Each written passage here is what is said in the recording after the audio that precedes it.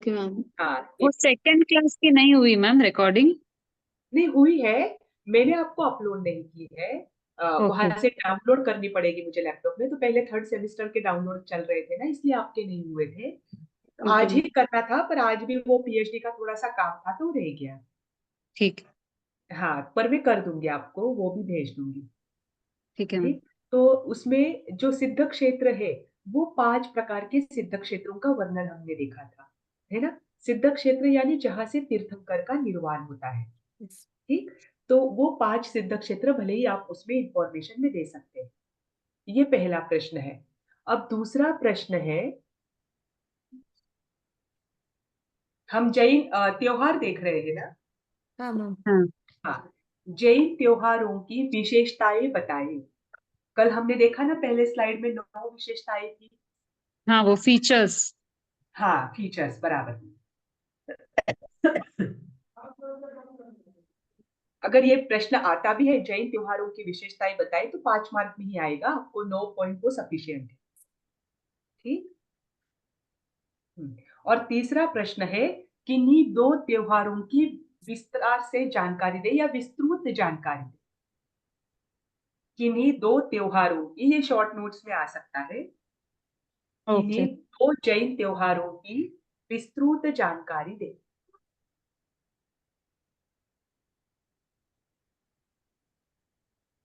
आप अभी से अपने नोट्स बनाना शुरू करना, ताकि क्या होता है ना, क्लास होने के बाद ताजा ताजा याद होता है, पर जैसे जैसे आप आगे बढ़ोगे ना, आप भूलते जाओगे।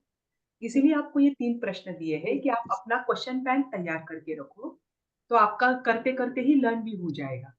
मैम फर्स्ट क्वेश्चन एक बार रिपीट करना ना, तीर्थ की व्याख्या लिखकर। हाँ, तीर्थ की व्याख्या देकर, तीर्थों के देकर या प्रकार, लिखकर, क्या बोल रहे देकर। हो आप? तीर्थ की व्याख्या देकर तीर्थ अच्छा। के प्रकारों का विस्तार से वर्णन करे, या तीर्थ के प्रकारों को विस्तार में समझाए, कुछ भी कर सकते हैं, लेकिन आपको विस्तार से लिखना है। तीर्थ की ध्यान रखना।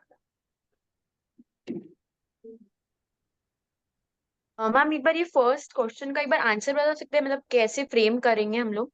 देखो, पहले तीर्थ की व्याख्या लिखनी है आपको। तीर्थ की व्याख्या लिखने के बाद चार्ट बनाना, ऊपर नाम देना तीर्थ। उसके 2 प्रकार होंगे, एक होगा द्रव्य तीर्थ, एक होगा भाव तीर्थ।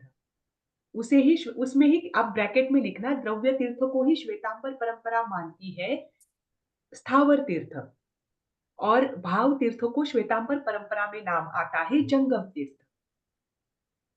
ठीक। अब ये जो द्रव्य तीर्थ है, इसके नीचे वापस आपको 5 कॉलम बनाने हैं, क्योंकि द्रव्य तीर्थ के 5 प्रकार हमने देखे थे, है ना। तो उसमें पहला था सिद्ध क्षेत्र, दूसरा था कल्याण क्षेत्र। सिद्ध क्षेत्र का ही दूसरा नाम निर्वाण क्षेत्र है। फिर है कल्याण क्षेत्र। फिर तीसरा था अतिशय क्षेत्र, जहां पर कोई ना कोई घटना घटी है। फिर चौथा था पुराण ज्ञान क्षेत्र। और एक कौन सा था, किसी ने नोट्स निकाले हैं? पुराण क्षेत्र। पुराण क्षेत्र ही था। पुराण क्षेत्र, ज्ञान क्षेत्र, अतिशय, सिद्ध और तीर्थ क्षेत्र। बराबर। तो ये मैम 5 प्रकार पुराण लिखने है ना? हैं। पुराण। पुराण, पुराण, पुराण कथा हम कहते हैं ना, पुराण हाँ पौराणिक। हाँ। हाँ, आपने बोला था पुराण, हस्तिनापुर और राजगृही। हाँ, जहां पर तीर्थंकर से संबंधित घटनाएं घटी है, हाँ। उनके जीवन से संबंधित घटनाएं। और मैम जैसे ये फाइव मतलब 5 टाइप बताए द्रव्य तीर्थ के, तो जैसे सिद्ध क्षेत्र, कल्याणक क्षेत्र, अतिशय क्षेत्र, ज्ञान क्षेत्र और पुराण क्षेत्र, तो ये हाँ, पांचों के बारे में डिटेल मतलब उसके बारे लिखना में भी है, लिखना हाँ। है। सिद्ध ओके। क्षेत्र किसे कहा जाता है, तो उसके प्रकार कौन से, मतलब उसमें क्या क्या आएगा, क्योंकि हमने सिद्ध क्षेत्र के ही 5 प्रकार देखे तीर्थ ओके। क्षेत्र में। वो पांचों के पांचों जो हमने 5 तीर्थ क्षेत्र देखे ना, वो सभी सिद्ध क्षेत्र में आता है। एक पालिताना छोड़ा तो हाँ। हमने 6 देखे हैं। एक शत्रुंजय पर्वत और पालिताना छोड़ा, तो बाकी के पांचों सिद्ध क्षेत्र है। पालिताना को एक अतिशय क्षेत्र के अंतर्गत आप ले सकते हैं, क्योंकि वहां की ओके। बहुत सारी घटनाएं घटी हुई है, हम्म। जो आश्चर्यकारी है। ठीक। हाँ। अभी देखो, आज हम शुरू करेंगे जैन त्योहार। जैन त्योहार तो हमने कल शुरू कर दिया था, उसमें पर्युषण पर्व देख लिया था। अब दूसरा है अक्षय तृतीया। अक्षय तृतीया भी हमने कदाचित देख लिया था। आपको 10 त्योहार कवर करने हैं। ठीक। देखो, अक्षय तृतीया कौन से दिन होती है, मुझे ये बताओ। पर्युषण पर्व को दूसरा नाम क्या बताया गया है? संवत्सरी पर्व, 10 हाँ, लक्षण, संवत्सरी 10 पर्व। और दिगंबर परंपरा क्या कहती है? 10 10 लक्षण। लक्षण। दशलक्षण पर्व। बराबर। अब अक्षय तृतीया जो है वह कौन सी तिथि को आती है?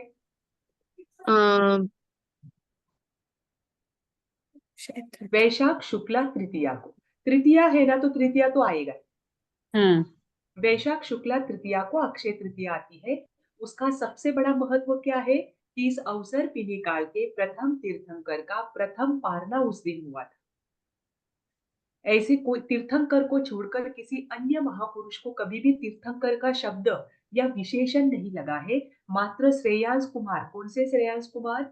जो भगवान ऋषभ उनके देव पढ़ होते थे। हैं, उनके लिए आगमों में दान तीर्थंकर शब्द आता है, क्योंकि इस दिन ऋषभ कुमार के लिए मैम। नहीं, श्रेयांस कुमार के लिए। हाँ क्यों? सॉरी, श्रेयांस श्रेयांश कुमार कुमार के तो, लिए। हाँ, क्योंकि श्रेयांस कुमार तीर्थंकर तो नहीं थे, फिर भी हाँ उनके लिए दान तीर्थंकर शब्द आता है ना। तो इस अवसर पिनी काल का पहला दान उनके द्वारा हुआ है, इस कारण। ठीक। अब तीसरा जो है वह है महावीर जन्म कल्याणक। हम सबको पता है कि प्रत्येक तीर्थंकर के 5 कल्याणक होते हैं।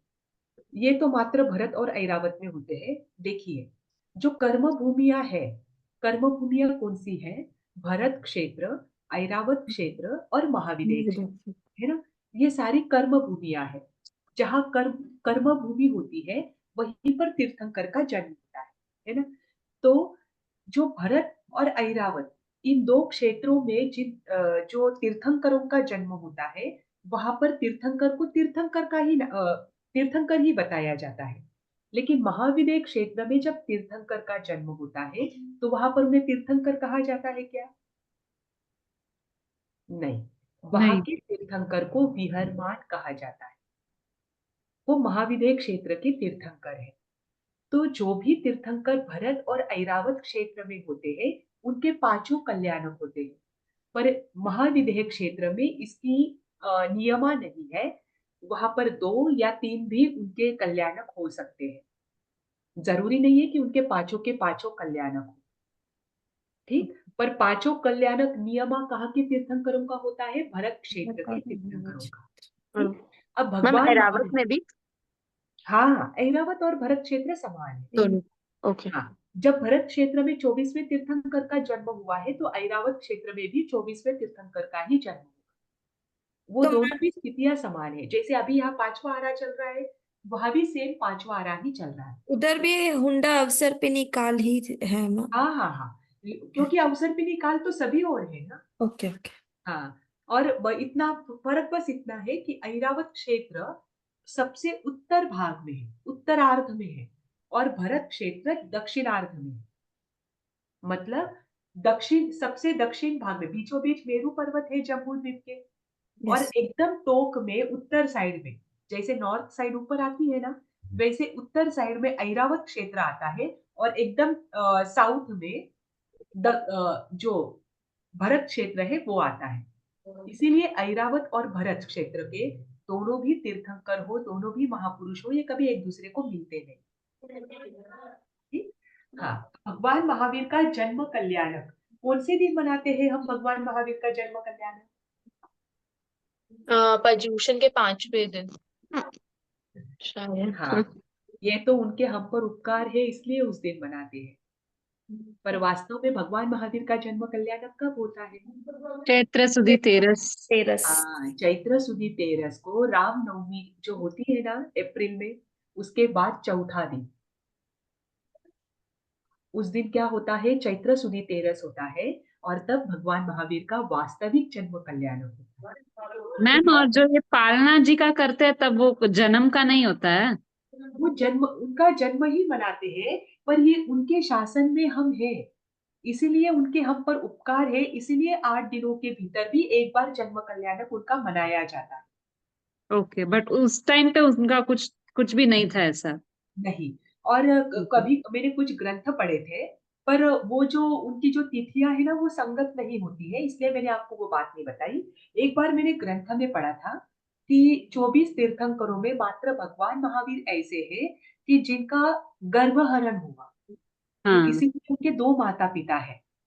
तो अभी 83वें दिन वो त्रिशला माता के गर्भ में आए, मतलब 82.5 दिन रात होने के बाद वो बात त्रिशला माता के गर्भ में आए, और इस कारण से त्रिशला माता के लिए वो गर्भ कल्याणक, करेक्ट। 83वें दिन। तो इसीलिए हाँ 2 गर्भ कल्याणक होते हैं, तो 2 जन्म कल्याणक मनाए जाते हैं। पर ऐसा नहीं हो सकता क्योंकि तिथि भी मैच नहीं होती है। तो मुझे कहीं एक ग्रंथ में मैंने पढ़ा था कि वो उनके हम पर उपकार है, उनके शासन में हम रह रहे हैं, और उनके शासन में रहने के कारण ही हम अपनी आत्मा का विकास कर सकते हैं। इसीलिए ये हमारा कर्तव्य बनता है कि जिनके शासन में हम हैं, उनका जन्म कल्याणक हम पर्युषण पर्व में मनाएं, और ये प्रथा आचार्यों ने शुरू की है। ऐसा मैंने एक जगह पर पढ़ा है। तो दोनों भी बातें पढ़ने में आई है। तो मुझे दूसरी बात ज्यादा बेहतर लगी, क्योंकि तिथियों का वहां पर मैच नहीं होना। ठीक। ठीक। हाँ हाँ, अभी देखिए आगे है श्रुत पंचमी। श्रुत पंचमी को लेकर ध्यान रखना। श्रुत पंचमी की शुरुआत दिगंबर परंपरा के आचार्यों से। ठीक। श्रुत पंचमी मतलब ज्ञान पंचमी ना? जी जी जी।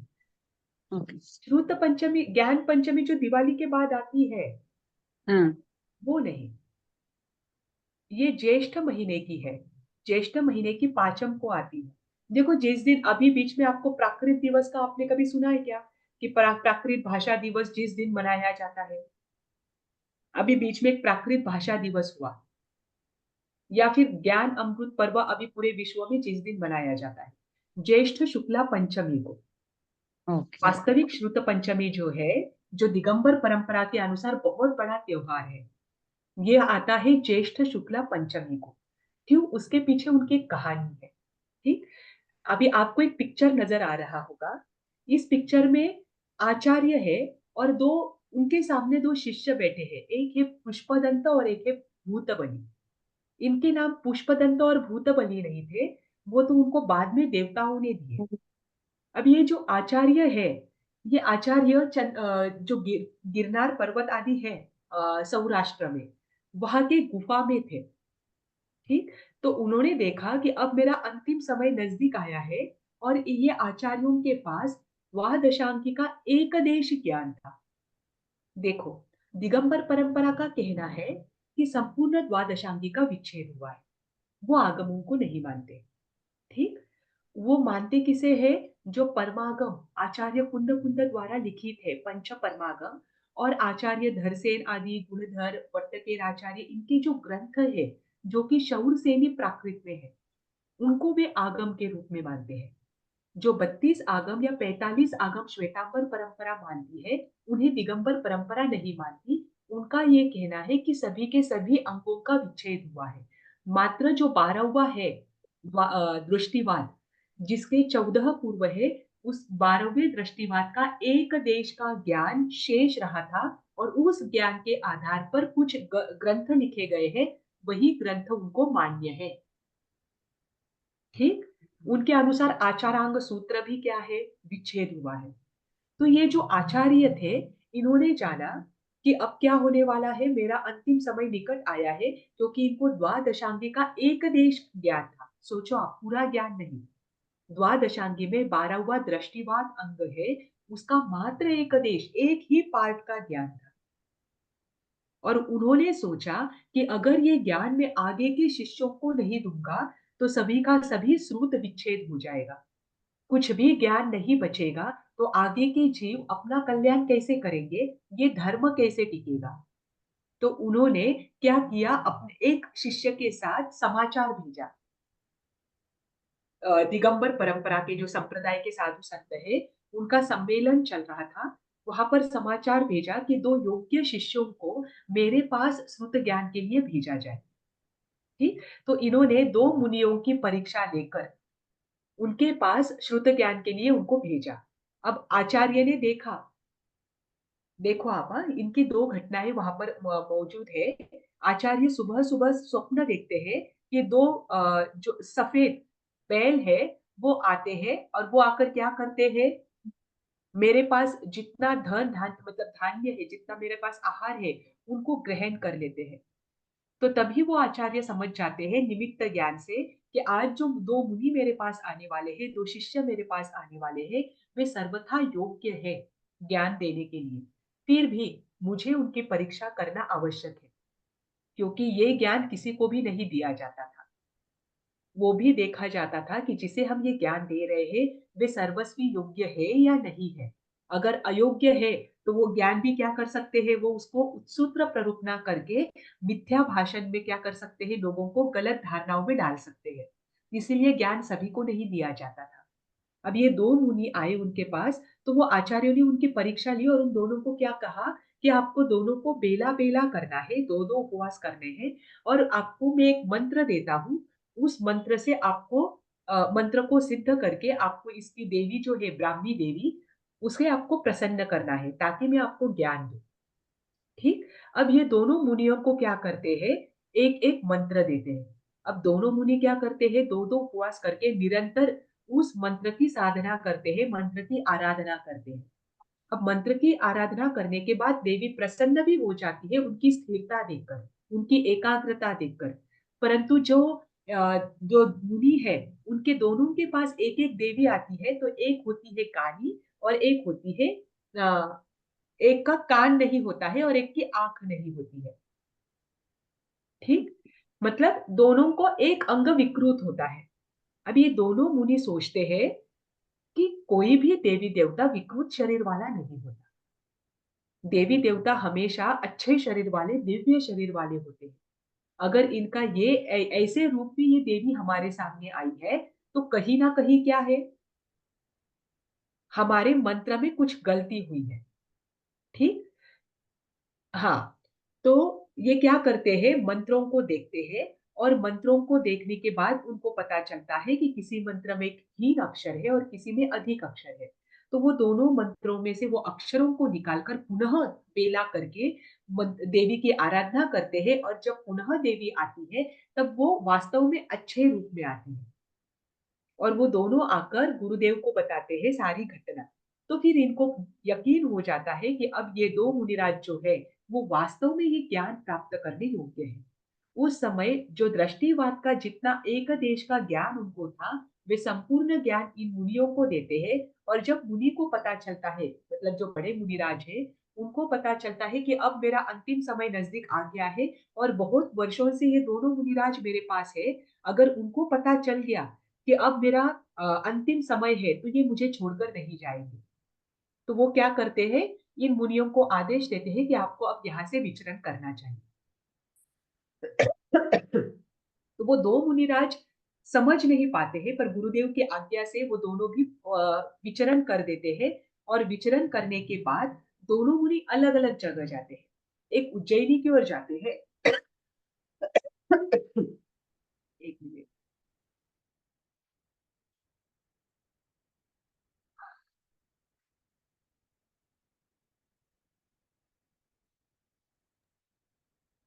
एक उज्जैनी की ओर जाते हैं और एक जाते हैं दक्षिण की ओर। ठीक। तो उसमें क्या होता है, जो उज्जैनी की ओर जाते हैं वे मुनिराज सोचते हैं कि हमने, गुरुदेव ने हमें जो ज्ञान दिया है, अब वो लिखना शुरू करना चाहिए। तो वो लिखना शुरू करते हैं, और उनका थोड़ा बाकी रहता है। तो उन्हें पता चलता है कि अब मेरा क्या होगा, मेरा भी अंतिम समय नजदीक आया है, तो मैं अब आगे नहीं लिख पाऊंगा। तो वो अपने शिष्य को क्या करते हैं, उस ग्रंथ के साथ जो दूसरे मुनिराज हैं, जो दक्षिण में विराज रहे थे, उनके पास भेजते हैं और उन्हें कहते हैं कि उनको कहना ये पूर्ण करें। ठीक।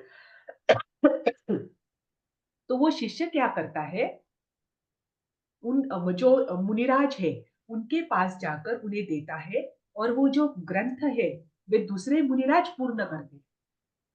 ठीक।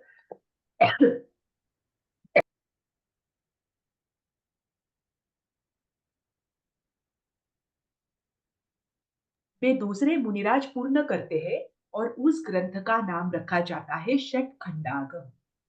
ठीक, ध्यान रखना, षट खंडागम ये पूर्ण होने के बाद इसमें संपूर्ण ज्ञान उनके पास जितना है उन्होंने इसमें वो लिखा है।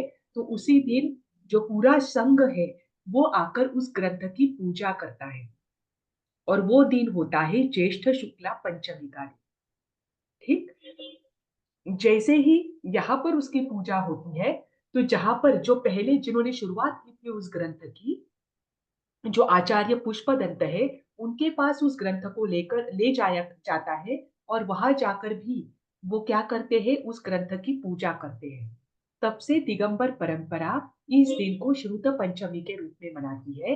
इस दिन वे अपने पास रहे हुए जो परमागम ग्रंथ आदि है, उनकी पूजा करते हैं, शास्त्र की पूजा करते हैं, नया ज्ञान प्रारंभ करते हैं, ज्ञान से संबंधित माला आदि वे फेरते हैं। पर ये होता कब है? ज्येष्ठ शुक्ला पंचमी। ठीक, इसी कारण की वजह से जिस दिन प्राकृत का ग्रंथ दिगंबर परंपरा मानती है कि शौर से भी प्राकृत का ग्रंथ पहली बार इस दिन लिखकर पूरा हुआ, इसलिए प्राकृत भाषा के दिवस के रूप में ये दिन मनाया जाता है आज संपूर्ण विश्व में। ठीक, ये श्रुत और पंचमी। मैम वो जी, जो अपने ग्रंथ का नाम बोले, एक बार बोलेंगे? षट षट षट खंडागम। खंडागम। हाँ, षट खंडागम, जो आचार्य पुष्पदंत और भूतबली इन दोनों ने मिलकर लिखा हुआ है। ठीक, फिर उसके बाद मैम अगली जो आप अब, सॉरी टू डिस्टर्ब मैम, ये जो आपने अभी नाम बोला है, इसको हम लिखेंगे या हमारे नोट्स में आ जाएगा for us to remember for the? Notes में तो आ सकता है, पर अगर आपको अभी भी लिखना है तो आप लिख सकते हो। Okay ma'am. मुझे नोट्स में है या नहीं वो मुझे याद नहीं, मेरे हिसाब से तो होना चाहिए। अच्छा नहीं, वो हिंदी वाला नोट्स जो आपने भेजा उसमें तो ये स्टोरी नहीं है पूरा, इसमें तो ज्ञान पंचमी को ही स्टोरी, श्रुत पंचमी स्टोरी बोला है। ना, नोट्स में स्टोरी स्टोरी का नहीं, मैं ये है। दिगंबर की जो किताब आपने नाम बोला अभी जस्ट, वो दिगंबर जिसकी पूजा करते हैं, हाँ, हाँ, उसका नाम लिखना पड़ेगा कि? लिख लीजिए, कोई दिक्कत नहीं, क्योंकि स्टोरी तो आपके नोट्स में ऐड नहीं की जाएगी, क्योंकि अगर स्टोरी ऐड की तो हाँ वो बहुत तो बड़े नोट्स बन जाएंगे। करेक्ट। ठीक है षट मैम। खंडागम, और स्टोरी ऐसे भी आपको याद रह सकती है। हाँ स्टोरी तो याद रहेगी मैम, ठीक है। हाँ, षट खंडागम, ध्यान रखना, शतखंडा का, 6 ठीक है मैम। खंडों में विभक्त होने के कारण षट खंडागम कहा जाता है। षट खंड और आगम, षट खंडागम। ठीक है मैम। ठीक, हाँ, तो ये श्रुत पंचमी का मुख्यतः त्योहार जो मनाया जाता है वो दिगंबर परंपरा के अनुसार मनाया जाता है। ठीक, जो ज्येष्ठ शुक्ला पंचमी को आता है। इसके बाद है दीपावली। हम सबको पता है कि दीपावली के दिन भगवान महावीर का निर्वाण कल्याणक हुआ, है ना? उनका अंतिम कल्याणक और तीर्थंकर जो है, जो इस अवसर पीढ़ी काल के अंतिम तीर्थंकर वे थे, बराबर? तो एक निर्वाण कल्याणक के रूप में मनाया जाता है। इसीलिए इन दीपावली त्योहार पर भी जहां संपूर्ण संसार खुशियां मनाता है, उस दिन जैन धर्म के लोग क्या करते हैं? साधना करते हैं, आराधना करते हैं, तपस्या आदि करते हैं, क्योंकि ये त्योहार जैन दर्शन किस हिसाब से मनाता है? आध्यात्मिकता के हिसाब से, कि जैसे भगवान महावीर ने अपनी आत्मा को उच्चतम स्थिति पर ले जाकर रख दिया, कि अब आज वे सिद्ध बन चुके हैं, अब पुनः वे संसार में कभी नहीं आएंगे, वैसा ही स्थान हम सबको मिले, है ना? दीपावली कौन से दिन आती है? कार्तिक कृष्ण कार्तिक अमावस के दिन। पूर्णिमा। आर्थिक पूर्णिमा। ठीक, जिस दिन भगवान महावीर का निर्वाण हुआ, उसी दिन किसका केवल ज्ञान हुआ? गौतम स्वामी गौतम का। स्वामी। गौतम स्वामी। गौतम स्वामी का केवल ज्ञान। तो ये दोनों के रूप में यह दीपावली कल्याणक मनाया जाता है। ठीक, अब इसके बाद है रक्षाबंधन। देखिए, रक्षाबंधन की जो कथा है, वास्तव में रक्षा करने की, ये आध्यात्मिक कथा जो है, ये भी आपको दिगंबर परंपरा में मिलेगी। दिगंबर परंपरा के अनुसार जो विष्णु कुमार मुनि थे, आपको दिख रहा है ये विष्णु कुमार मुनि, ये ब्राह्मण के अवतार में आए हैं। अच्छा। ब्राह्मण के अवतार में आकर उन्होंने वहां पर उनको 2 पैर रखने के लिए जगह मांगी। यहाँ कहीं कहीं पर 2.5 पैर भी आता है, कि मुझे 2.5 पैर रखने के लिए जगह दी। तो वो बोले कि ठीक है, उतनी जमीन तो मैं दे सकता हूँ। ये जो नमूची है, इसने क्या किया था? 700 मुनियों को जंगल में जलाया था। 700 जैन मुनियों को बाहर से जंगल से आग लगा दी थी, और अंदर 700 मुनि ध्यान में विराजमान थे। तो उनको बचाने के लिए विष्णु कुमार मुनि आए थे। विष्णु कुमार मुनि एकमात्र मुनि ऐसे थे जो वैक्रिय शरीरधारी थे। देखो, दिगंबर परंपरा के अनुसार उज्जैनी नगरी के राजा थे श्री वर्मा। उनके ही सगे भाई थे विष्णु कुमार, छोटे भाई थे, पर उन्होंने दीक्षा ले ली थी। अब श्री वर्मा जो राजा थे वो तो उनके भाई और उनके पिता ने जैन धर्म में दीक्षा ली थी, तो वो भी जैन धर्म को पालने वाले थे, तो अपने नियमों के कट्टर थे और अपने जो शब्द दिया है उसको वो संभाल कर, मतलब जो शब्द दिया है उसे पूर्ण करना है, ये उनका ध्यान होता था। उनके यहाँ पर 4 मंत्री थे, उसमें नमूची प्रधान था। ठीक, यहाँ पर जो नमी नाम दिख रहा है उसका नाम नमूची आता है। तो ये चारों जो मंत्री है वो जैन धर्म से विद्वेष रखने वाले थे। जैन धर्म के प्रति उनको अत्यंत द्वेष था और उन्हें पता था कि राजा जैन धर्म का विद्वेष नहीं करेगा, राजा जैन धर्म के खिलाफ नहीं जाएगा। अब वहां पर जो 700 मुनियों के साथ आचार्य पधारे, तो पहले तो हमें पता है कि पहले जब मुनिराज नगर में पधारते थे तो वो नगर के बाहर उद्यान में रुकते थे। अब उद्यान में ये सारे मुनिराज बैठे हुए हैं, पधारे हुए हैं, तो जो मेन आचार्य है उन्होंने अपने अवधि ज्ञान से जान लिया था कि ये जो प्रधान है इसके मन में क्या है, जैन धर्म के आचार्य के प्रति राजा के मन में द्वेष कैसे पैदा करे, उसके अलग अलग षड्यंत्र चल रहे हैं। तो आचार्य ने अपने 700 शिष्यों को बोल दिया था कि वो जो प्रधान है, वो प्रधान और राजा आपको किसी भी प्रकार का प्रश्न करे जब दर्शन के लिए आए तब, तो आप किसी भी प्रश्न का उत्तर नहीं देना। क्योंकि नमूची आया ही था वाद विवाद करने के लिए, और नमूची जो प्रधान था वो चाहता ही था कि मैं क्या करूं, राजा के सामने जैन मुनियों की अपमान करूं, अवहेलना करूं और राजा को इनके खिलाफ भड़काऊं ताकि मुनियों को वो तकलीफ दे। अब जो आचार्य है उन्होंने जान लिया है, तो आचार्य क्या कहते हैं अपने शिष्यों को कि आप कोई कुछ ना कहे। ठीक, तो उसमें जब शिष्यों को वो बताते हैं तो उसमें एक श्रुत सागर के मुनि, श्रुत सागर नाम के जो मुनि है वो वहां नहीं होते हैं, वे जंगल में परखने के लिए गए हुए हैं। अब उन्हें पता ही नहीं कि आचार्यों ने सबको यह आदेश दिया है कि जब भी राजा और मंत्री कोई आकर प्रश्न करे तो आपको उत्तर नहीं देना है, आपको शांत रहना है, ताकि वो चाहते थे कि इनका उपसर्ग टल जाए। ठीक, अब श्रुत सागर ये जो नमूची है वो राजा के साथ आते हैं और आने के बाद उनको तरह तरह के प्रश्न पूछते हैं, लेकिन कोई मुनिराज वहां पर उत्तर देता नहीं। तो नमूची का प्लान तो वहां पर ही फेल हो जाता है। अब नमूची क्रोध में होता है तो वो राजा को लेकर आगे बढ़ता है और कुछ ना कुछ गलत गलत बोलता रहता है आचार्य के खिलाफ, जैन मुनि के खिलाफ। ये सुनते हैं श्रुत सागर मुनि, जिनको पता ही नहीं है कि हुआ क्या है। तो श्रुत सागर मुनि कहते हैं कि आप जैन मुनियों को या मेरे आचार्य को गलत कहने की अपेक्षा आप मेरे साथ क्या करें, वाद विवाद करें, मैं आपके सभी प्रश्नों का उत्तर दूंगा। अब श्रुत सागर मुनि नमूची के हर एक प्रश्न का उत्तर इतने अच्छे से देते हैं कि राजा उनको वंदन नमन करके चला जाता है। अब नमूची पहले से ही क्रोध में था और उसमें हार गया जानकर वो और उसका क्रोध बढ़ जाता है। अब नमूची का क्रोध बढ़ गया तो नमूची के मन में द्वेष की आग फैलने लगी, और इधर श्रुत सागर मुनि जो है वो आचार्य के पास आते हैं और सारी घटना बताते हैं कि रास्ते में ऐसे ऐसे आपके बारे में गलत बोल रहे थे, जैन धर्म के बारे में गलत बोल रहे थे, तो मैंने उनको शास्त्रार्थ में पराजित कर दिया। तो यहाँ पर आचार्य कहते हैं कि आपको ये नहीं करना था, पर अब आपने किया है, तो आपने जहां उनको शास्त्रार्थ में पराजित किया था आप वहीं पर जाकर निरंतर ध्यान में बैठे। क्योंकि अगर वो नमूची आकर कोई गलत कार्य करता है या तकलीफ देता है तो वो तकलीफ मात्र आपको अकेले को हो, अन्य शिष्यों को ना हो। ठीक, क्योंकि वो इसका बदला तो जरूर लेगा। तो श्रुत सागर मुनि क्या करते हैं, आचार्य की बात सुनते हैं और जहां से उसने शास्त्रार्थ में पराजित किया था वहां जाकर वो ध्यान में लीन हो जाते हैं। अब इधर नमूची क्या करता है, दिन पर दिन बीत जाते हैं, वो सोच में रहता है कि मैं कब राजा को क्या करूं, जैन धर्म के खिलाफ भड़काओ, पर राजा तो भड़कते हैं नहीं। पर नमूची को एक बार याद आ जाता है कि पीछे जब मैंने राजा को मदद की थी, उनको किसी बड़े संकट से बचाया था, तब राजा ने मुझे कहा था कि तुम मुझे कुछ भी मांग सकते हो, ये आप पर उधार रहा, आपको जब जो मांगना है आप मांगकर मुझसे ले सकते हो। तो उस समय नमूची राजा को वो अपना वचन याद दिलाते हैं और कहते हैं कि मुझे 7 दिन के लिए राजा बनाया जाए। अब राजा ने तो वचन दिया हुआ है, तो राजा कहते हैं ठीक है, 7 दिन तक मैं क्या करूंगा, अपने महल में ही रहूंगा, आपको क्या करना है, राज्य को 7 दिन तक राजा के हिसाब से संभालना है। अब जैसे ही नमूची राजा बन जाता है, वो क्या करते हैं, तुरंत हवन के नाम पर पूरे जंगल में बाहर से आग लगा देते हैं ताकि नगरी के लोगों को समझे नहीं।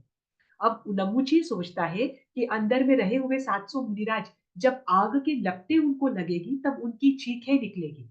उनकी चीखें निकलेगी तो क्या होगा, सारे नगरी को पता चल जाएगा कि जैन मुनियों को हमने क्या किया है, जलाया है। तो वो क्या करते हैं, चारों ओर से जोर जोर से नगाड़े बजाते हैं ताकि नगरी के लोगों को पता ही नहीं चले कि जंगल में क्या हो रहा है। और बताया जाता है कि यहाँ पर बहुत बड़ा यज्ञ चल रहा है, इसलिए कोई भी अपने घर से बाहर ना निकले। ठीक उसी समय सागर चंद्र नाम के मुनिराज ध्यान में बैठे हुए हैं कहीं और वो अवधि ज्ञान से जानते हैं कि 700 मुनियों पर उज्जैनी नगरी में क्या हुआ है, बड़ा संकट आया है। उनको क्या कर दिया गया है, बाहर से जला दिया गया है उस पूरे जंगल को, और उन सब ने भी क्या कर लिया है, ध्यान में अनशन आदि ग्रहण कर लिया है, सब ध्यान में विराजित है।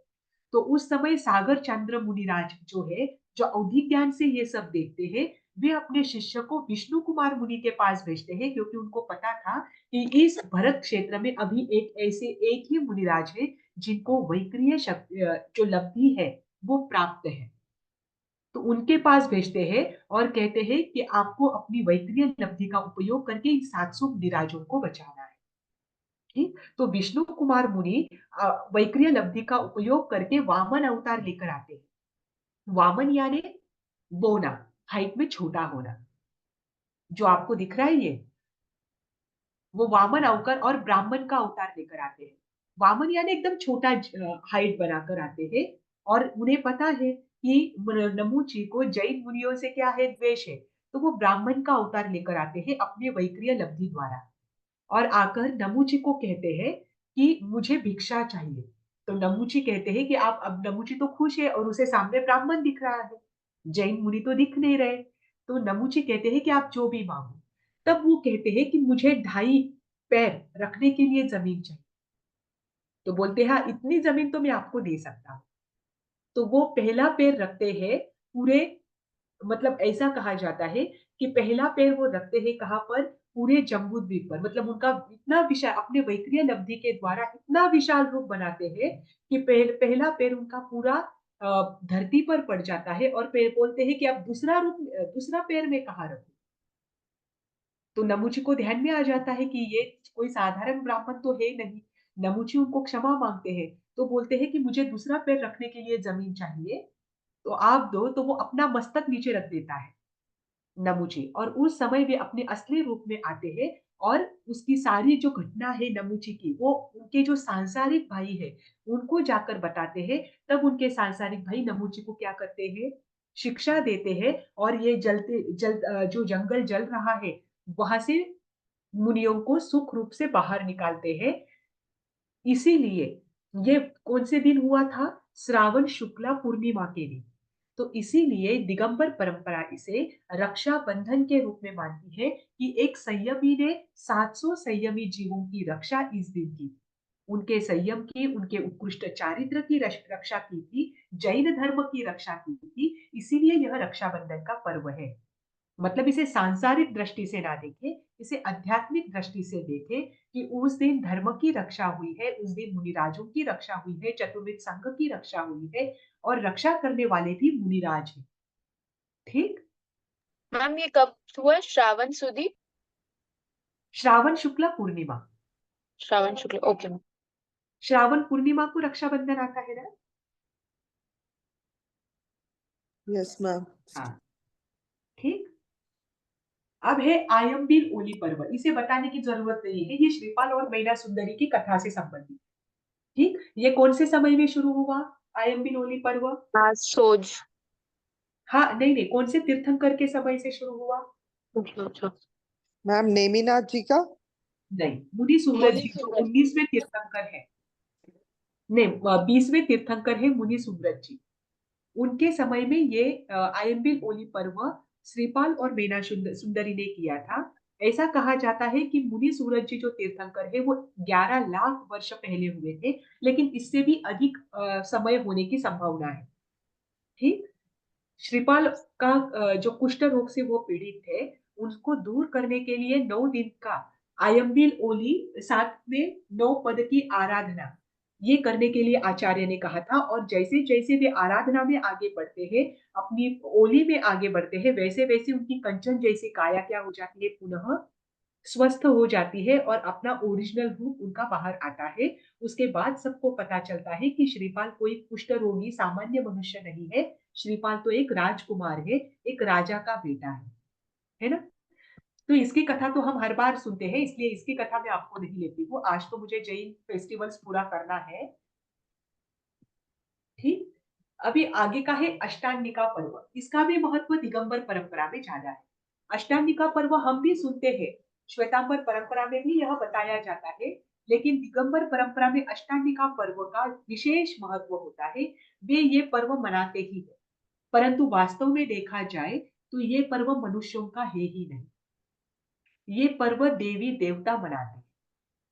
जैसे कि धरती पर रहते हुए जो मनुष्य है, जैन धर्म के अनुयायी है, वे विविध प्रकार के त्योहार मनाते हैं, वैसे ही देवगति में कुछ जीव ऐसे हैं जो सम्यक दृष्टि होते हैं और एक भवावतारी होते हैं। जैसे कि 64 इंद्र है, वो एक भवावतारी है। 9 लोकांतिक है, वे एक भवावतारी है। सर्वार्थ सिद्ध विमानवासी देव है, वे एक भवावतारी है। तो उसमें से जो 64 इंद्र आदि है, वे क्या करते हैं, जो तीर्थंकर आदि है, उनकी नित्य प्रति आराधना करते हैं। उनके भी क्या करते हैं, वहां भी पर्व मनाया जाता है, पर वो पर्व देवलोक में नहीं मनाया जाता, वो पर्व मनुष्य लोक में ही मनाया जाता है, जो कि मनाया जाता है नंदीश्वर द्वीप में, है ना। नंदीश्वर द्वीप मैंने आपको कहा था कि जम्बू द्वीप के बाद में 10वें नंबर का या 8वें नंबर का, कहीं कहीं पर 8वें नंबर का द्वीप आता है, जो कि नंदीश्वर द्वीप है। हम जम्बू द्वीप को भी पार नहीं कर सकते, क्योंकि जम्बू द्वीप के चारों ओर लवण समुद्र है, उसके बाद घाट की खंड द्वीप है, तो हम जम्बू द्वीप को भी पार नहीं कर सकते हैं। तो इसीलिए मनुष्य कभी नंदीश्वर द्वीप में नहीं जाते। नंदीश्वर द्वीप में 52 जिनालय जो कि शाश्वत है, ये भी हमने बात की थी। वहां पर 52 जिनालय है और वहां पर मात्र देवी देवता ही तीर्थंकरों की स्तुति, स्तवन, आराधना आदि 8-8 दिवस के लिए करते हैं। फिर वे 8-8 दिवस कौन से है? कार्तिक फाल्गुन। हाँ, ये देखो, ये अष्टांगिका पर्व जो है, ये देवी देवता वर्ष में 3 बार मनाते हैं, 8-8 दिवस के लिए। उनका 8वां दिवस होता है चौमासी पक्षी का। चौमासी पक्षी कब कब आती है?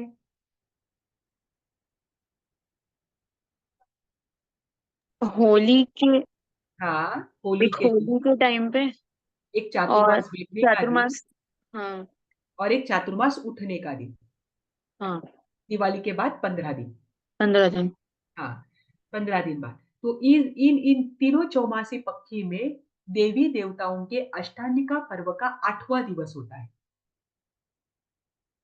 ठीक। यहाँ पर 8 दिवस तक निरंतर वे क्या करते हैं, मात्र भक्ति भाव आराधना में ही रहते हैं। वे तपस्या के पचकान नहीं ले सकते हैं, परंतु 8 दिन तक दिगंबर परंपरा के ग्रंथों में आया है कि 8 दिन तक वे भोजन पानी, जो वर्ण गंध रस स्पर्श के पुद्गल जो है, शुभ वर्ण गंध रस स्पर्श वाले, उनको भी ग्रहण नहीं करते, किसी भी प्रकार का आहार नहीं होता। मात्र 8 दिवस के लिए वे क्या करते हैं, भगवान की भक्ति आराधना करते हैं इन 52 जिनालयों में। ऐसे तो बाकी के टाइम पर भी देवी देवताओं का आगमन वहां पर होता रहता है, परंतु ये 8 दिवस जो है वर्ष में 3 बार, ये विशेष उनके उत्सव के दिवस होते हैं, जो कि आध्यात्मिक दृष्टि से होते हैं। ठीक। दिगंबर परंपरा में भी ये अष्टांगिका पर्व मनाया जाता है। अब वो तो नंदीश्वर द्वीप में नहीं जा सकते, परंतु उनके उनके मंदिरों में 8 दिवसीय ये अष्टांगिका पर्व जो है वो मनाते हैं। श्वेतांबर परंपरा में कहीं कहीं पर मूर्ति पूजक परंपरा में देखने को मिलता है, परंतु श्वेतांबर परंपरा इसे कम मनाती है, इस अष्टांगिका पर्व को। इसे तो मुख्यतः दिगंबर परंपरा मनाती है, परंतु ये दिगंबर परंपरा का भी नहीं, मनुष्यों का भी नहीं, ये देवों का फेस्टिवल है, ये देवों का आध्यात्मिक पर्व है, जो कि जैन धर्म से संबंधित है। ठीक। इसके बाद है मौन ग्यारस। मौन ग्यारस की क्या विशेषता है?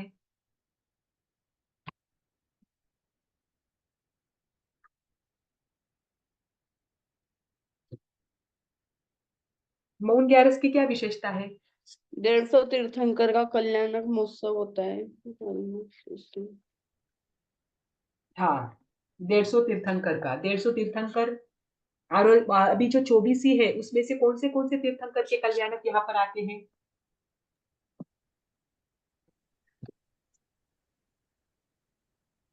देखो मैं आपको बताती हूँ 150 कैसे होते हैं। 18वें तीर्थंकर का दीक्षा कल्याणक, 8वें। 18वें अरहनाथ जी का। Okay 18th। हाँ। हाँ, 19वें तीर्थंकर का जन्म कल्याणक, दीक्षा कल्याणक और केवल ज्ञान कल्याण। और 22वें तीर्थंकर का केवल ज्ञान कल्याण। ठीक? 19वें तीर्थंकर का क्या बोले? जन्म, दीक्षा और केवल ज्ञान। एंड और एक कौन सा बोला आपने तीर्थंकर? 22वें तीर्थंकर, 22 उनका और भी 18th 3 का? उनका केवल ज्ञान कल्याण। ओके। Ma'am 18th। 18 का दीक्षा है ना? हाँ, अरहनाथ जी का दीक्षा कल्याण। ओके। अभी देखिए, भरत क्षेत्र पूरे संपूर्ण 2.5 द्वीप में 5 भरत क्षेत्र है, बराबर? 5 हाँ। ऐरावत क्षेत्र है, हाँ। ठीक? और 5 क्या है? महाविद्य। महाविदेह क्षेत्र है। हाँ। हाँ, अभी देखिए, जब किसी तीर्थंकर का यहाँ पर कोई कल्याणक होता है, अभी महाविदेह को बाजू में रखिए, भरत और ऐरावत समान है। जब किसी तीर्थंकर का यहाँ पर कोई कल्याणक होता है, वही कल्याणक वहां ऐरावत क्षेत्र के तीर्थंकर का वहां होता है ना? जैसे कि यहाँ के 18वें तीर्थंकर का दीक्षा कल्याणक हुआ, तो वहां पर भी 18वें तीर्थंकर का दीक्षा कल्याणक ही होगा, है ना? तो भरत क्षेत्र में इस मार्गशीर्ष सुदी 11 को इसी दिन तीर्थंकर के 5 कल्याणक हुए। 5 हाँ। कौन से? 18वें तीर्थंकर का दीक्षा कल्याणक, अच्छा। 19वें तीर्थंकर का जन्म, दीक्षा। जन्म, दीक्षा दीक्षा और और केवल केवल ज्ञान। ज्ञान, और 22वें तीर्थंकर का केवल ज्ञान। ठीक?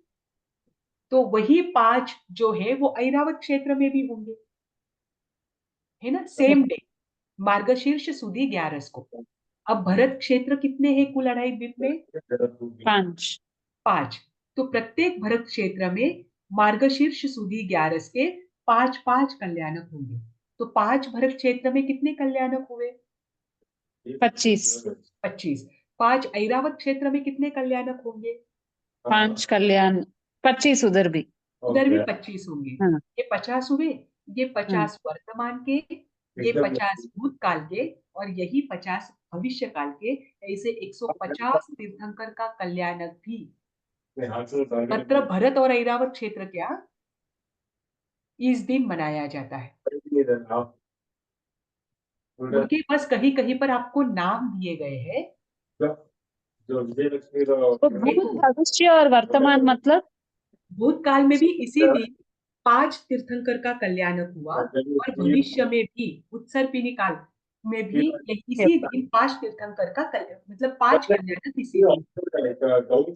Okay okay. इसी का तो भी ऑन है, हाँ? ठीक? ऐसे 150 तीर्थंकर का कल्याणक महोत्सव इस दिन आता है, इसीलिए इसकी एक विशेषता है। और मैम भगवान 25 कैसे हुए मतलब? एक भरत में 5 हुए ना, हाँ, यहाँ के भरत में 5 कल्याणक हुए, और 5 भरत क्षेत्र है। 5 कहाँ पर हुए? देखो, एक जम्बू द्वीप में है भरत हाँ, क्षेत्र, 2 घाती हाँ, खंडक द्वीप में भरत क्षेत्र है, और 2 हाँ, अर्ध पुष्कर द्वीप में भरत क्षेत्र है। अच्छा, ऐसे हाँ, कुल मिलाकर 2.5 द्वीप में 5 भरत क्षेत्र है। अच्छा। तो एक ऐसे इससे ही 5 5 बच हुए। ऐरावत। अच्छा, ठीक है, हाँ, ऐसे ही 5 ऐरावत क्षेत्र हैं। तो इसी ठीक। दिन होते हैं, इसीलिए इस दिन का विशेष महत्व है। ठीक? अब भगवान नेमिनाथ के शासन में एक श्रावक कहो या एक सामान्य व्यक्ति कहो, वो भगवान नेमिनाथ के पास आते हैं और उनको पूछते हैं कि ऐसा मैं वर्ष भर क्या नहीं कर सकता, साधना आराधना नहीं कर सकता, मेरे इतने कर्मों का क्षयोपशम नहीं है कि मैं व्रत प्रत्याख्यान लूं और मैं साधना आराधना करूं। आप मुझे शॉर्ट में ऐसा कुछ बताए कि जिससे मैं क्या हो, कम से कम समय में कम से कम आराधना करके ज्यादा से ज्यादा पुण्य का उपार्जन कर सकूं। उस समय भगवान नेमिनाथ उन्हें बताते हैं कि तुम्हें अगर एक ही दिन की आराधना करनी है तो मार्गशीर्ष सुदी 11 यह दिन सबसे उत्तम है, क्योंकि इस दिन 150 तीर्थंकरों का कल्याणक आता है। उस दिन अगर आप मौन करके उन 150 तीर्थंकरों के गुणों का कीर्तन करेंगे, उनके गुणों को आत्मसात करने का प्रयास करेंगे, उनके गुणों की स्तवना करेंगे, तो आपका जल्दी ही क्या होगा, भव भ्रमण का अंत होगा। ऐसी स्टोरी भी ग्रंथ में मिलती है, ये आगमों की स्टोरीज नहीं है, ये ग्रंथ में हमें मिलती है।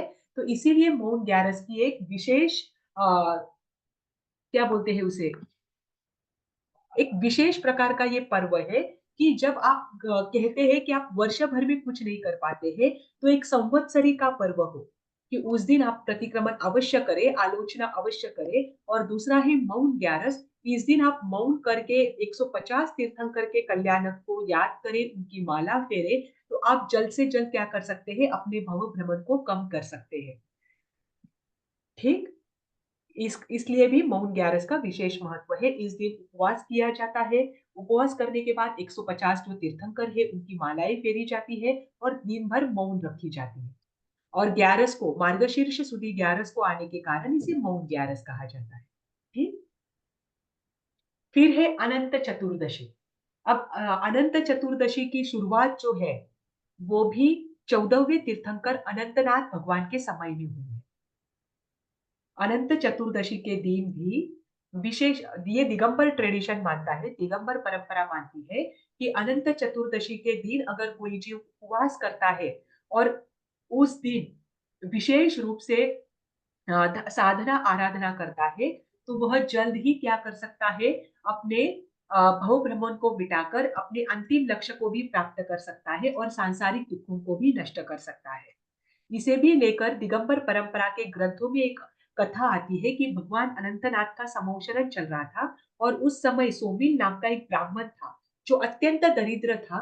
वो भगवान अनंतनाथ के पास समोशरण में आता है और वो अपने दरिद्रता से बहुत परेशान हो चुका है।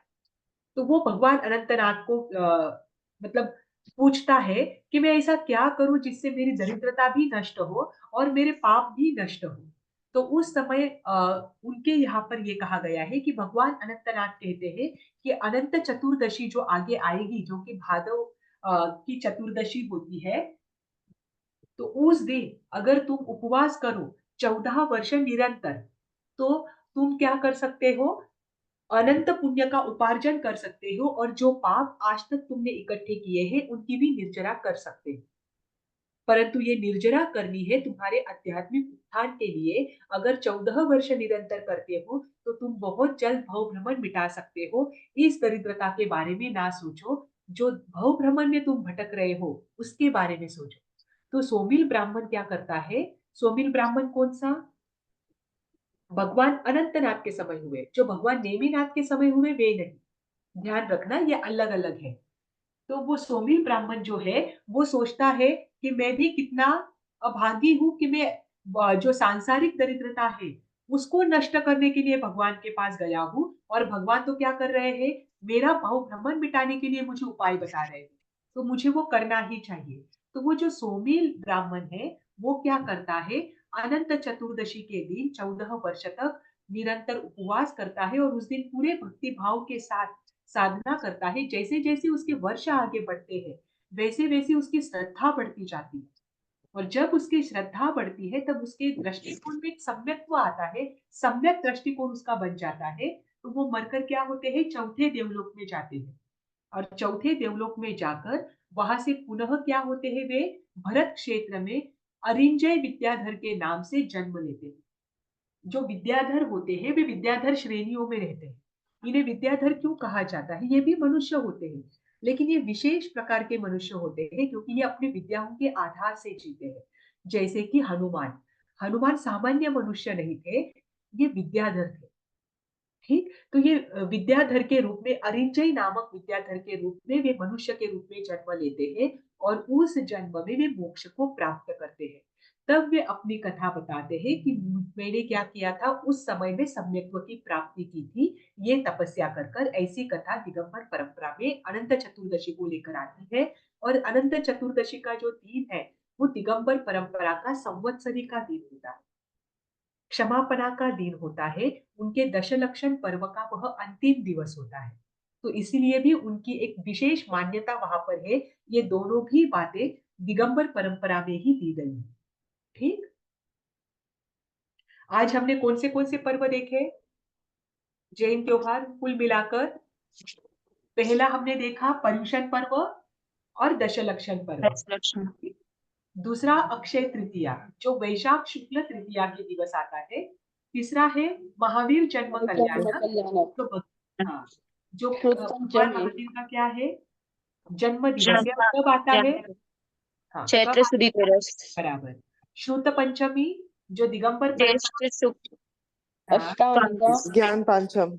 हाँ, ज्येष्ठ शुक्ला मैम पंचमी को शुद्ध पंचमी ज्ञान पांचमी होता है क्या? नहीं, ज्ञान पंचमी अलग है। ये श्रुत पंचमी दिगंबर परंपरा की है। तो मैम ये ज्ञान है पंचमी और ये सेम नहीं हुआ है? जी ज्ञान पंचमी और शुद्ध पंचमी सेम नहीं है मैम? नहीं नहीं, ज्ञान पंचमी जो दिवाली के बाद आती है वो नहीं। ये अलग है वो अलग। अच्छा, आई ये थॉट शुद्ध दोनों सेम पंचमी है। ज्येष्ठ शुक्ला पंचमी को आती है। ये दिगंबर परंपरा इसे बहुत मानती है। अच्छा, तो हम तो लोग नहीं दिगंबर करते। परंपरा आई इस मीन दिन स्नानक वासी। हाँ, ये अलग है। ये ज्येष्ठ शुक्ला पंचमी को आती है, जो अभी ज्येष्ठ महीना गया ना पीछे, हाँ मैम, तब। ओके। लेकिन पीडीएफ में ज्ञान पंचमी दिया है उसको। ज्ञान पंचमी अलग है, उसे नहीं ज्ञान मतलब पंचमी वो देखो, दिगंबर परंपरा इसे ज्ञान पंचमी भी कहते हैं, पर श्वेतांबर परंपरा की जो ज्ञान पंचमी है, जो आप मुझे बता रहे हो, जो दिवाली के बाद की है, हाँ, वो दिवाली के बाद वो की है। ये शुद्ध पंचमी नहीं है। ओके मैम, हाँ, इसे ही प्राकृत भाषा दिवस के रूप में भी मनाया जाता है, ध्यान रखना। ओके। और ज्ञान अमृत पर्व के रूप में भी मनाया जाता है। ठीक, फिर है दीपावली, जिस दिन क्या हुआ था, भगवान महावीर निर्वाण कल्याणक, निर्वाण निर्वाण कल्याण। कल्याण। रक्षाबंधन, जहां विष्णु कुमार मुनि ने 700 मुनियों को बचाया था और जिन शासन की रक्षा की थी। ये कब आता है? श्रावण पूर्णिमा को। हाँ, ठीक, फिर है आयम्बिल ओली पर्व। ये वर्ष में 2 बार मनाया जाता है, जो क्या है, सप्तमी से शुरू होकर पक्षी को पूर्ण होता है, चैत्र और अश्विन महीने में, है ना? मैम ये दोनों जो आम्बिल के दोनों हैं, दोनों सेम स्टोरी पर ही आधारित है? नहीं, इसमें से तो एक ही है, पर ये जो दूसरा है, ये तो बाद के आचार्यों ने शुरू किया कि एक चातुर्मास में भी आना चाहिए। जैसे कि हिंदू परंपरा में नवरात्रि 2 बार आती है ना, वैसे ही ये नवरात्रि का जो है आयम्बिल ओली की, इस निमित्त से क्या करेंगे जीव, और ज्यादा से ज्यादा आराधना करेंगे, इसीलिए ये बाद में शुरू हुआ है। पहले तो एक ही आयम्बिल ओली पर्व था, 9 दिन का ही मात्र इन्होंने किया था, श्रीपाल और मैला सुंदरी ने, जो मैम कि ये एक 2 दिन 2 बार कब होता है? एक अक्टूबर में आसोज में होता है, हाँ, जो अश्विन और महीना, और एक होता हाँ, है चैत्र, चैत्र महीने में। जो नौपद होली बोलते हैं वो क्या? हाँ, जो कि भगवान महावीर के जन्म कल्याणक के आसपास आता है। वो नौपद जी वाली होली?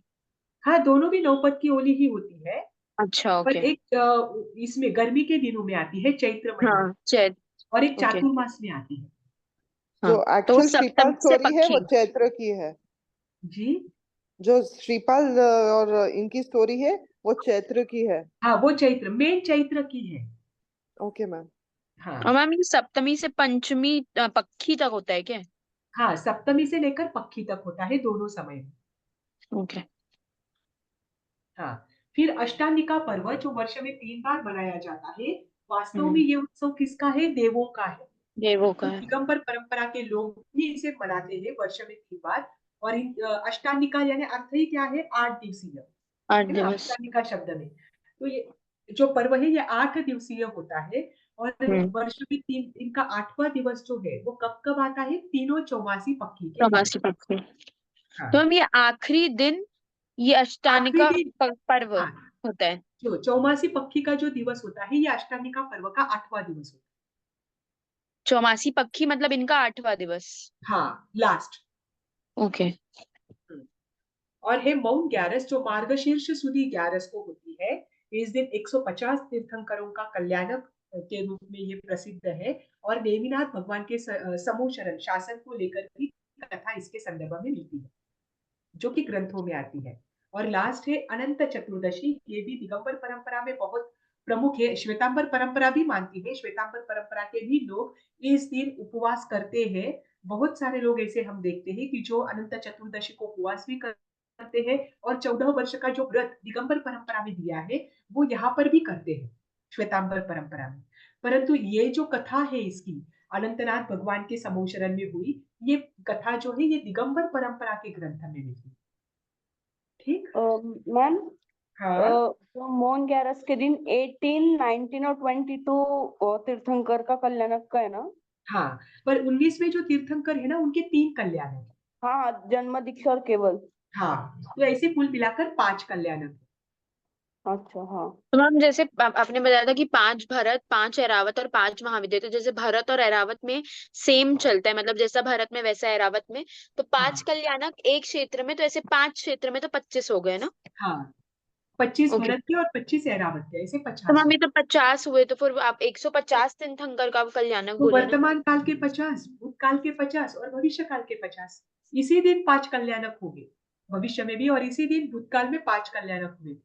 और भविष्य में भी, वर्तमान, हाँ भूत और भविष्य तीनों हाँ, में? तीनों काल की दृष्टि से 150 थे कल्याणक। ओके।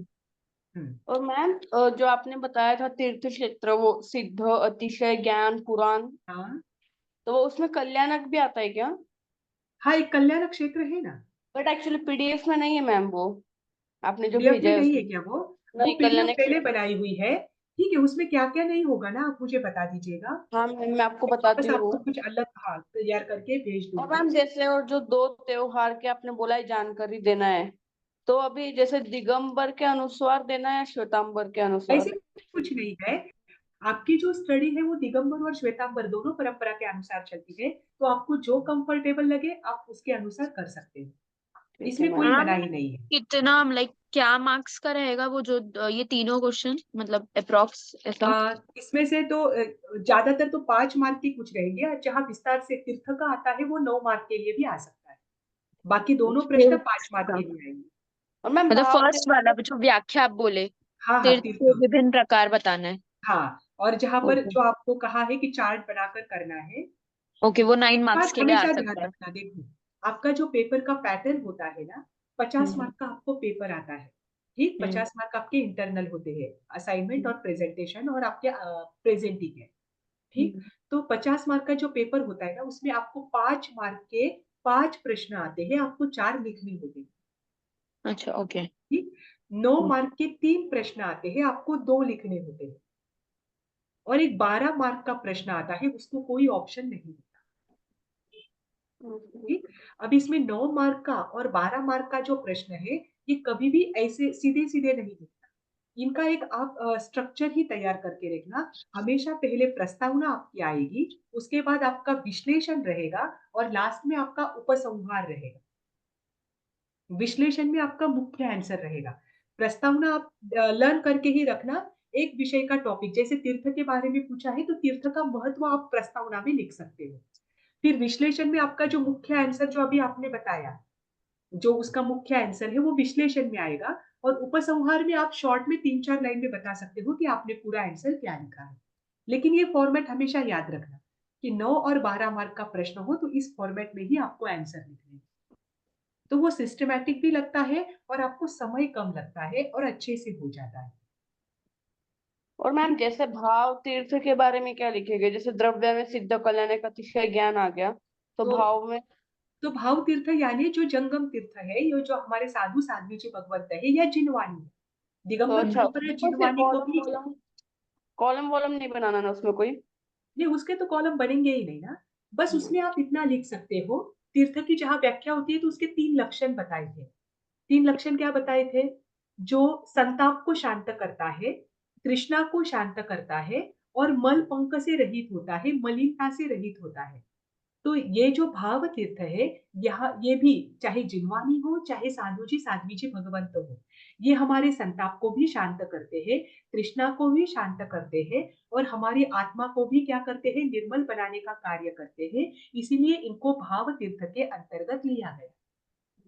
मैम वो जो फर्स्ट पॉइंट बोले वो एक बार बता, मैं वो समझा नहीं। तृष्णा समझ गया, आत्मा की संताप, शुद्धि संताप है, को शांत करना। संताप मतलब यानी हमारे अंदर रहा हुआ क्रोध आदि। ओके, कषाय मतलब। हाँ, कषाय, बराबर। ठीक। अच्छा, भाव में संताप कृष्ण तृष्णा और आत्मा अ, को शांत करते हाँ, हैं। मतलब पंक मल से रहित होना, किसी भी पंख प्रकार की मल, मलिनता नहीं होना। पंख पंक यानी कीचड़, कीचड़, पंक का अर्थ होता है कीचड़।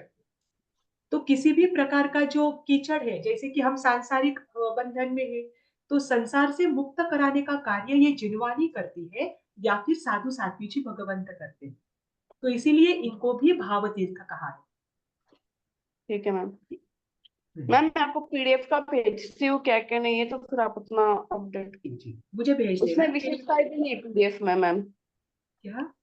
और नो, दो फीचर्स ऑफ जैन फेस्टिवल्स बताए थे ना कल, वो भी नहीं है उसमें। वो भी नहीं, ये तो मैं पीपीटी ही शेयर कर देती हूँ आपके साथ, ताकि आपको टेंशन ना रहे। चलेगा जैसे मैम। जैसे होता है मुझे पीपीटी। रिकॉर्डिंग्स भी भेज दीजिएगा। हाँ, मैम पीपीटी हिंदी में गूगल भेज ड्राइव में डाल दीजिएगा। दी। जी। Hindi sorry ma'am. में वो नो विशेषताएं हिंदी में। हिंदी, अच्छा, इसका जो पॉइंट्स आप बोल रहे हो वो ना। हाँ वो no features of Jain festivals Hindi में ठीक, भेज देना ना। ठीक है, मैं वो आपको ट्रांसलेट करके पीपीटी में भेज देती हूँ, गूगल ड्राइव पर डाल देती हूँ। और मैम रिकॉर्डिंग भी आ जाएगा ना। हाँ हाँ मैम आप डिस्क्रिप्शन बॉक्स में डाल दीजिए ना, तो हम लोग वहीं, हाँ एक्चुअली हाँ, रिकॉर्डिंग सब वहीं है तो हम लोग वहीं से देख लेते हैं। चलेगा चलेगा, मैं डिस्क्रिप्शन बॉक्स में वो रिकॉर्डिंग डाल देती हूँ। मैंने अभी तक अपलोड नहीं किया है, हाँ मैम, तो मैम दो डाउनलोड तीन क्लास डाउनलोड ही हो नहीं गई है किया है, तो। इसलिए अपलोड भी नहीं हुआ। ओके ओके मैम, आप भेज दीजिएगा। हाँ हाँ हाँ। ठीक जैसे है थैंक डाउनलोड यू। करती हूँ मैं आपको डिस्क्रिप्शन बॉक्स में भेज दूंगी। मैम ठीक। ठीक, कल से ओके। रिलेटेड मुझे एक क्वेश्चन था मैम। कल हाँ आपने है ना वो चौमासे का संवत्सरी का बताया था कि 50 डेज में कभी भी कर सकते हैं। फिर कैसे वो दिगंबरों ने डिसाइड किया कौन सा है, मंदिर वालों ने डिसाइड किया, स्थानकवासी ने अलग अलग डिसाइड किया। तो अगर अभी कोई क्वेश्चन पूछे कि संवत्सरी का प्रतिक्रमण किस दिन को आपको एक्चुअल फल देता है, जैसे आपने अभी भी मेंशन किया कि संवत्सरी का प्रतिक्रमण आपको बहुत ज्यादा फल देता है या आपकी कर्म निर्जरा होती है, तो कौन सा संवत्सरी एक्चुअली? अब कल तो आपने बोला था कि चौमासा जिस दिन शुरू होता है वो नया साल है, एक्चुअल नया साल है हम लोगों का। तो उस दिन का उस दिन का प्रतिक्रमण is actual the most important one? और इम्पोर्टेंट ये नहीं है, इम्पोर्टेंट ये है कि संवत्सरी का प्रतिक्रमण होना चाहिए। हमारे आचार्यों ने ये डिसाइड क्यों किया? क्योंकि देखो, आप हमें खुद को भी इमेजिन करके देखिए, अगर हमें कहा किसी ने इस वर्ष के आपको 50 दिन में कभी भी करना है, तो हम एक साल पहले दिन करेंगे, एक साल दूसरे दिन करेंगे, एक साल हम सोचेंगे चलो आज नहीं कल करेंगे। पर जब एक डेट डिसाइड करके दी हुई होती है ना, तो चाहे कितनी भी संसार के काम हो, हम वो दिन कभी नहीं छोड़ते। हम उसके लिए डूइंग वो संवत्सर। हाँ। Doing is more important and not the day. Maybe I do मंदिर का और नहीं आई नहीं डू नहीं स्थाना नहीं, का या अच्छा, दिगंबर का। नहीं नहीं, डे भी इम्पोर्टेंट है। ओके। दिगंबर परंपरा के अनुसार अगर हम चलते हैं तो अनंत चतुर्दशी के दिन संवत्सरिक प्रतिक्रमण होना जरूरी है। अगर आप स्थानकवासी परंपरा के अनुसार चलते हैं तो पंचमी के दिन संवत्सरिक प्रतिक्रमण होना जरूरी है, क्योंकि सामूहिक आराधना का भी बहुत बड़ा फल होता है। और अगर आप मूर्ति पूजक परंपरा के अनुसार चल रहे हैं तो चतुर्थी के दिन आपका संवत्सरिक प्रतिक्रमण होना आवश्यक है। यह आचार्यों ने जो हमें दी है, वो उन्होंने कुछ सोच समझ कर दिया है कि एक दिन में, उसी दिन अगर हम वास्तव में आराधना करते हैं तो हमारी एक मानसिकता भी रहती है, सामूहिक आराधना का फल भी मिलता है, और वो उसी दिन होता भी। Okay ma'am. आप 50 दिन प्रतिक्रमण करें, इसमें मनाही नहीं है, हाँ हाँ पर ठीक है वो मैम। दिन का प्रतिक्रमण कंपलसरी है। ओके स्थानक ओके। वासी में 2 बार पर्युषण क्यों मनाया जाता है, जैसे 5 महीने का चौमासा होता है तो? 2 बार नहीं मनाया जाता। मैम जैसे गच्छ होता है वो ज्ञान गच्छ वगैरह, तो वो भी मनाते हैं, और अपन श्रमण संघ वाले वो भी, मतलब हुआ है अभी ये केसेस मैंने 2-4 नहीं, बार पढ़ा लास्ट था। ईयर लास्ट हुआ ईयर था। एक्चुअली थोड़ा हाँ, 1 मैं महीने का क्यों, गैप लास्ट था ईयर ना, क्यों हुआ था? तो कच्छ के हिसाब से वो हो गया था। नहीं, लास्ट ईयर क्यों हुआ था? क्योंकि अधिक महीना जो है ना, ये भाद्रपद का ही आ गया था, हम्म। इसीलिए ये हुआ था। ऐसा कभी नहीं होता, चाहे स्थानकवासी हो, ज्ञान गच्छ हो, कोई भी अन्य संप्रदाय हो, भाद्रपद शुक्ला पंचमी के दिन ही क्या करते हैं, संवत्सरी मनाते हैं। तो लास्ट ईयर अधिक महीना जो आया था, दोनों बार भाद्रपद शुक्ला पंचमी आई थी, अच्छा। इसीलिए किसी ने पहली बार में मनाया और किसी ने सेकेंड टाइम मनाया। Okay ma'am. हाँ, इसीलिए वो हुआ था, ये बार बार नहीं होता। Thank you. Thank you ma'am. जी ओके, जय जिनेंद्र। थैंक यू मैम, जय जय Jinendra ma'am, Jinendra. Thank you ma'am.